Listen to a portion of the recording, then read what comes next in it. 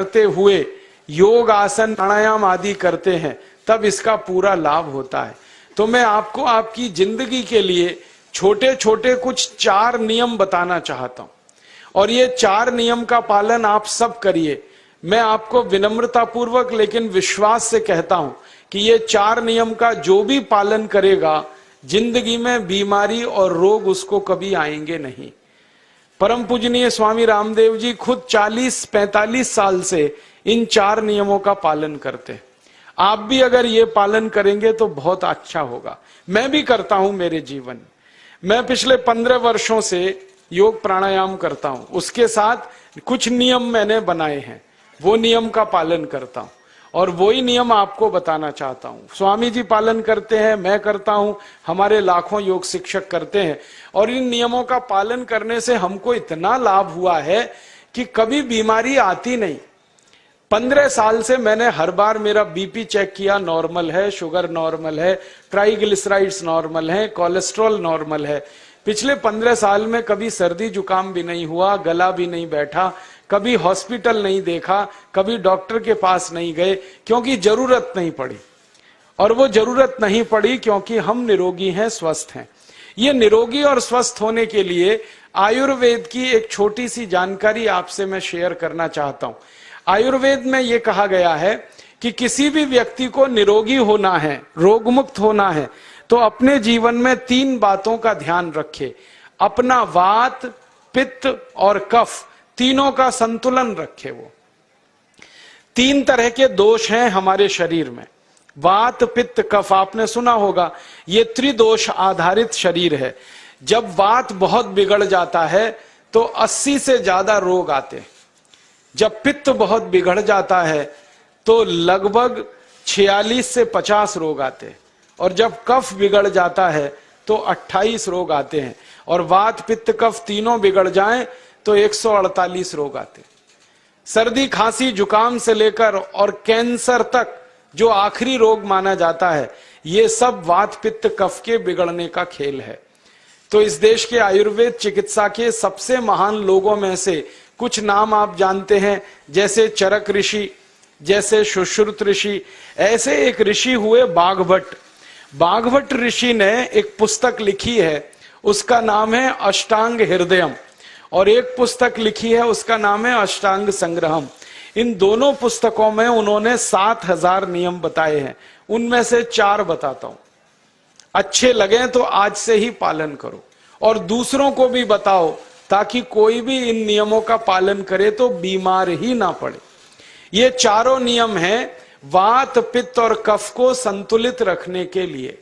अब वात, पित्त, कफ तीनों एक साथ आपके संतुलित रहें तो उसके लिए पहला नियम है खाना खाने के तुरंत बाद पानी नहीं पीना। ये पहला नियम है। आप बोलेंगे ये तो बड़ी मुश्किल बात है, खाना खाते ही पानी पीते हैं हम तो सबके सब, और बिना पानी पिए खाना ही नहीं खाते। कई लोग तो खाने से ज्यादा पानी पीते हैं, खाना कम खाते हैं, पानी ज्यादा पीते हैं। ये खाना खाने के बाद पानी कभी भी नहीं पीना, क्योंकि महर्षि बाघभट्ट कहते हैं भोजनांते विषम वारी, माने भोजन के अंत में पानी पियो तो जहर के पीने के जैसा है। इसलिए वो कहते हैं कभी भी खाने के तुरंत बाद पानी मत पियो। अब आप मुझे पूछोगे क्यों नहीं पिए, कारण बता दो। कारण मैं बताना चाहता हूं सरल भाषा में। हम जब खाना खाते हैं ना तो पेट में सारा खाना इकट्ठा होता है। पेट में एक स्थान होता है, उसको हम कहते हैं जठर। संस्कृत में, हिंदी में जठर कहते हैं, अंग्रेजी में उसको एपिगैस्ट्रियम कहते हैं, हिंदी में कुछ लोग उसको आमाशय भी कहते हैं। ये जठर छोटा सा स्थान है। आपके पेट में नाभि है ना, उसके लेफ्ट साइड में बाईं तरफ छोटा सा स्थान है। सारा खाना आपका इसी स्थान पर आता है। जो भी आप खाते हो, रोटी, चावल, दाल, सब्जी, दूध, दही, कुछ भी खाओ, सब कुछ जठर में आता है। अब जठर में जैसे ही खाना इकट्ठा होता है तो उसमें आग जलती और उस आग को कहते हैं जठर अग्नि। मिला के बोल देते हैं जठराग्नि। आप जैसे ही खाना खाते हो पेट में, जठर में अग्नि जलती है। वो अग्नि खाने को पचाती है और अग्नि खाने को ऐसे ही पचाती है जैसे रसोई घर की अग्नि खाने को पकाती है। आपके रसोई घर में आप अग्नि जलाओ, उसके ऊपर दूध रख दो, दूध में थोड़ा चावल डाल दो, अग्नि जब तक जलती रहेगी खीर तब तक बनती रहेगी।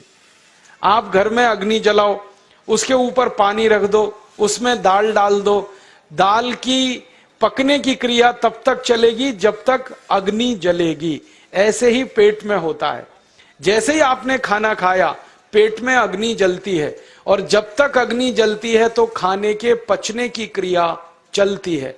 जैसे रसोई घर में खाना पकाते हैं वैसे ही पेट में भी खाना पकता है, इसी को हम पचने की क्रिया कहते हैं, अंग्रेजी में उसको डाइजेशन कह देते हैं।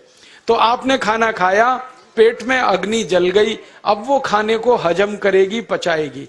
अब मुझे एक प्रश्न का उत्तर दो आप, कि जैसे ही आपने खाना खाया पेट में अग्नि जल गई और वो खाने को पचा रही है, तुरंत आपने गट गट गट गट पानी पी लिया,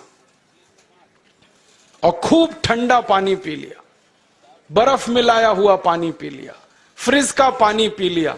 क्या होने वाला है? अग्नि जलेगी कि बुझेगी? अग्नि के ऊपर पानी डालो तो अग्नि और पानी की दोस्ती नहीं है, दुश्मनी है। पानी अग्नि को बुझा देता है। तो आपने खाना खाया, अग्नि जली, पीछे से गटगट पानी पी लिया, अब अग्नि शांत हो गई, अब खाना पचेगा नहीं, तो वो पेट में पड़ा पड़ा सड़ेगा, और सड़ा हुआ खाना 100 से ज्यादा विष पैदा करेगा, और वो 100 विष आपकी जिंदगी को नरक बना देंगे, और जिंदगी भर आप बीमार पड़े रहेंगे। आपको मालूम है, कई लोग कहते हैं मुझे पेट में बहुत गैस बनती है। ये गैस उन्हीं को बनती है जिनका खाना हजम नहीं होता। कोई लोग कहते हैं कि मुझे पेट में जलन होती है, ये जलन उन्हीं को होती है जिनका खाना पचता नहीं। कोई कहते हैं कि मेरे पेट में एकदम गुम हो जाता है, फूल जाता है, ये सब वो लक्षण हैं जब खाना पचता नहीं।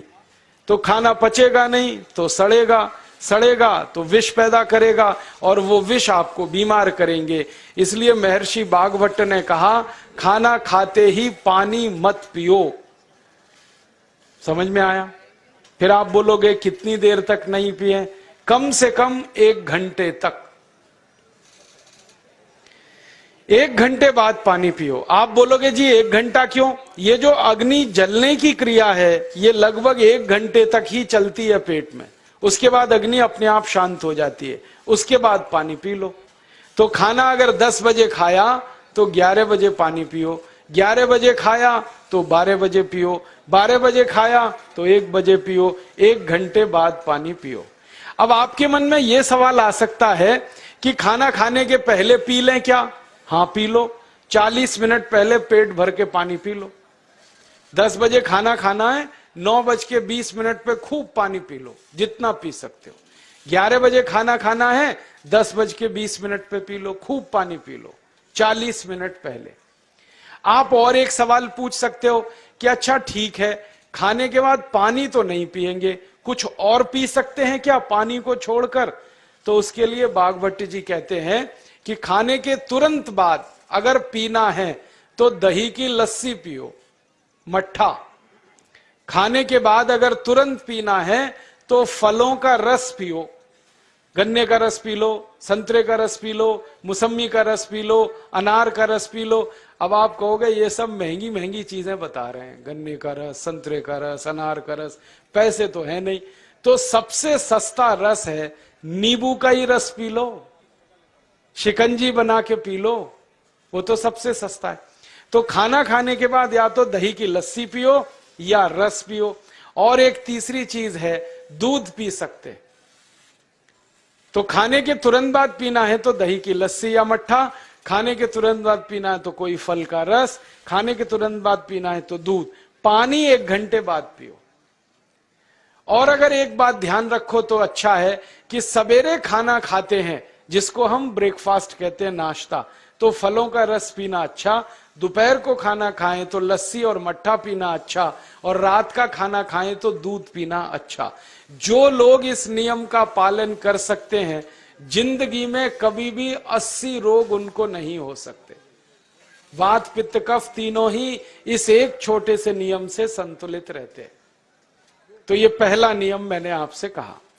दूसरा नियम एक और है, और वो नियम ये है कि पानी कभी भी पियो, घूट घूट भर के पियो। जैसे गरम चाय पीते हैं, गरम कॉफी पीते हैं, गरम दूध पीते हैं, एक एक घूट भर के, एक एक सिप करके, ऐसे ही पानी पीने की आदत डालो। ये मुंह में एक बार गिलास लगा लिया, गटागट उसको खाली कर दिया, ये तरीका गड़बड़ है। एक घूट पानी, दो घूट पानी एक बार में उतना ही पियो। आप बोलोगे ये क्या चक्कर है? बात ऐसी है कि एक एक घूट पानी जब हम पीते हैं तो मुंह की लार पानी के साथ मिलकर पेट में अंदर जाती है, और ये जो मुंह की लार होती है ये क्षारीय होती है, और पेट में हमेशा अम्ल बनता रहता है।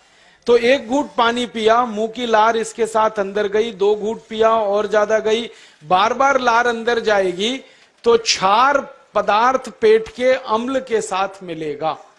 पेट में अम्ल बनता है, मुंह में लार क्षारीय होती है, तो ये क्षार को अम्ल में मिला दिया जाए और ये अच्छे तरीके से मिलकर पेट में जाए तो कभी भी कोई व्यक्ति के पेट को अम्लता नहीं होती, एसिडिटी नहीं होती, और पेट में अम्लता नहीं होती तो रक्त में अम्लता नहीं होती, और जिनके रक्त में अम्लता नहीं होती उनकी जिंदगी में कभी भी वात पित्त कफ के असंतुलन की स्थिति पैदा नहीं होती। इसलिए पानी घूट घूट करके पीना। मैं आपको एक छोटा सा मेरा ऑब्जर्वेशन बताता हूं, परीक्षण। आप भारत देश में या दुनिया में कहीं भी जाओ, मनुष्य को छोड़कर पशु पक्षियों को देखना शुरू करो, वो पानी कैसे पीते। किसी चिड़िया को पानी पीते हुए देखो, किसी पक्षी को पानी पीते हुए देखो, वो चोंच के एक बूंद ही के बराबर ही पानी उठाता है। एक बार में एक बूंद पानी लेगा, फिर थोड़ी देर चोंच चलाएगा, फिर पिएगा, फिर दूसरी बूंद लेगा, फिर चोंच चलाएगा, फिर पिएगा, फिर तीसरी बूंद। एक एक बूंद पक्षी पानी पीता है। कुत्ते को पानी पीते हुए देखो, चाट चाट के पानी पीता है। शेर को पानी पीते हुए देखो, चाट चाट के पानी पीता है।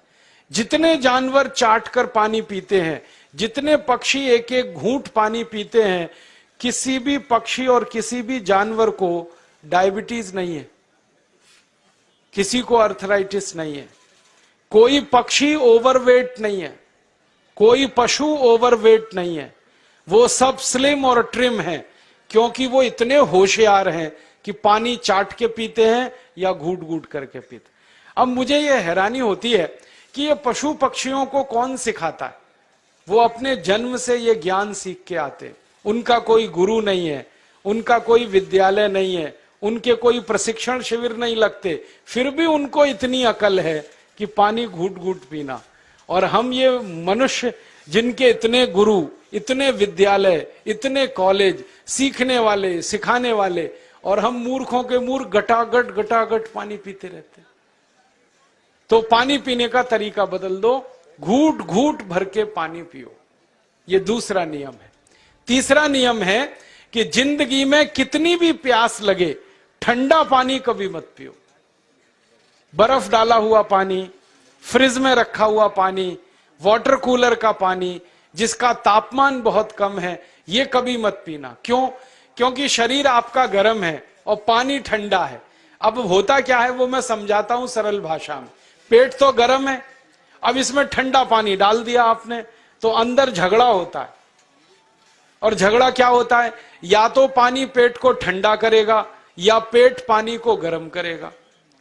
अगर पानी ने पेट को ठंडा कर दिया तो पेट के ठंडा होते ही हृदय ठंडा होता है, हृदय के ठंडा होते ही मस्तिष्क ठंडा होता है, मस्तिष्क के ठंडा होते ही आदमी ठंडा होता है, और आदमी ठंडा होते ही राम नाम सत्य होती है।